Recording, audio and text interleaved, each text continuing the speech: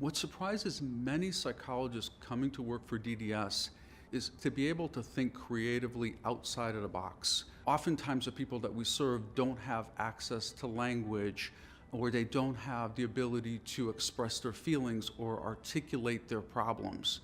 So as a result of that, the psychologist role is literally like being a detective trying to solve a problem.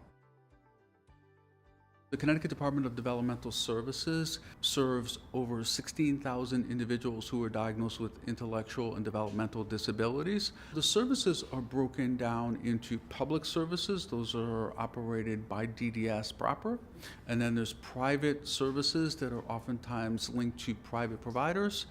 We're looking for individuals to have knowledge of psychometric testing, of abnormal psychology, of diagnostics, of psychotropic medications, and most especially positive behavioral supports. Being able to write concisely is very important. Being able to look at the gestalt of a situation, the entire picture comprehensively is important, as well as the minutia of what's happening.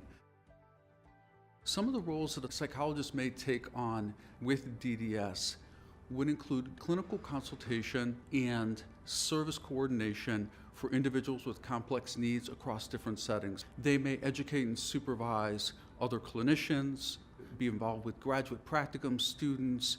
They may be involved in doing evaluations for guardianship, conservatorship, competency to stand trial, and also eligibility redetermination.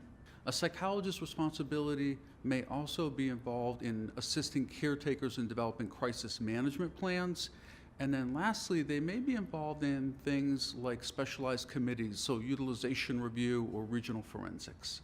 A typical day for a psychologist depends largely upon where they're assigned.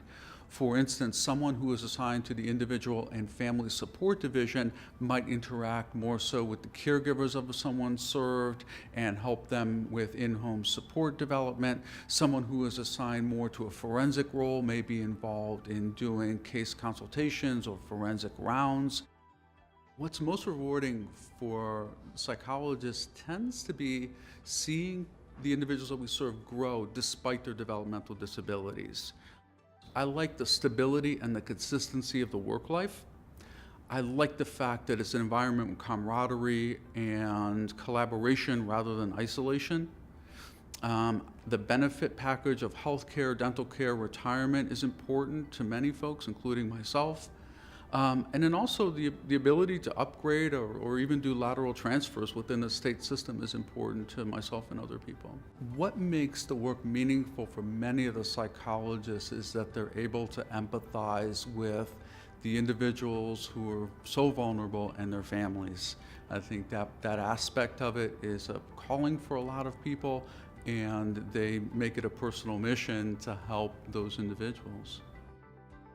A couple years ago, we're sitting on a complex case review involving a young lady who was in her late teens who was nonverbal. And she had significant behavior where she was hitting her head upwards of 100 times per hour. In the course of the discussion, something that was mentioned was that she was grinding her teeth, which is a condition called bruxism, and that really caught my attention. And as it turned out, she did have a number of undiagnosed dental issues that were driving the behavior that she was trying to communicate to us, so we had a really good outcome there.